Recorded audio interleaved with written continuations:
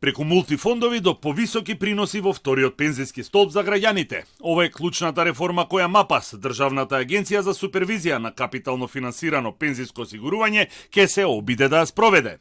Овој систем постои во неколку држави во регионот, а во Македонија законската рамка е поставена уште 2013 година. И според експертите во МАПАС сега има и политичка волја за реализација. Со имплементирање на реформите од МАПАС сметаат дека ќе се постигне поголема добивка на осигурениците, односно стабилни и повисоки пензии во иднина. Негде до 45 годишна возраст ќе имаат поактивно портфолио, каде што ќе има по средства што ќе бидат со варијабилен принос.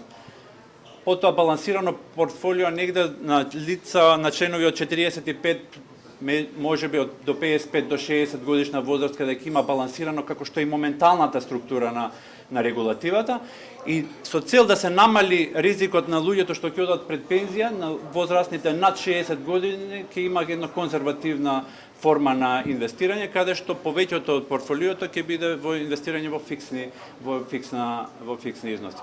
Од МАПАС се децидни дека инвестирањето, односно оплеменувањето на средствата се врши по строги законски регулативи, прописи и стандарди.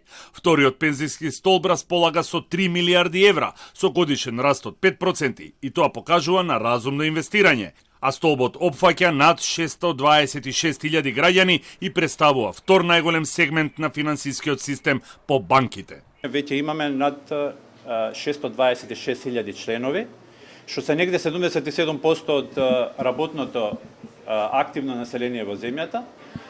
Истовремено имаме негде околу 3 милиарди евра во системот, што опфаќа негде 17% од бруто домашниот производ на земјата.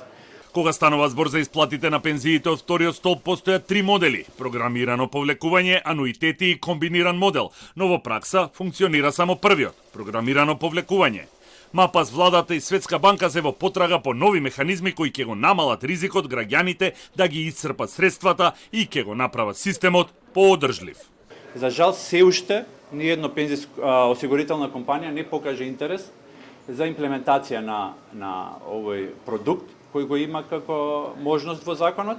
Тоа значи дека кога некој лице ќе исполни услови за пензија, ќе може своите средства да ги земе од пензиско друштво и да ги однесе во осигурителната компанија и да му се исплаќа доживотна исплата на пензија. Од МАПАС сметаат дека адхок зголемувањата на пензиите кои ги спроведе владата негативно влијаат врз останатите столбови кои не може да го постигнат тој раст преку сигурно инвестирање на средствата.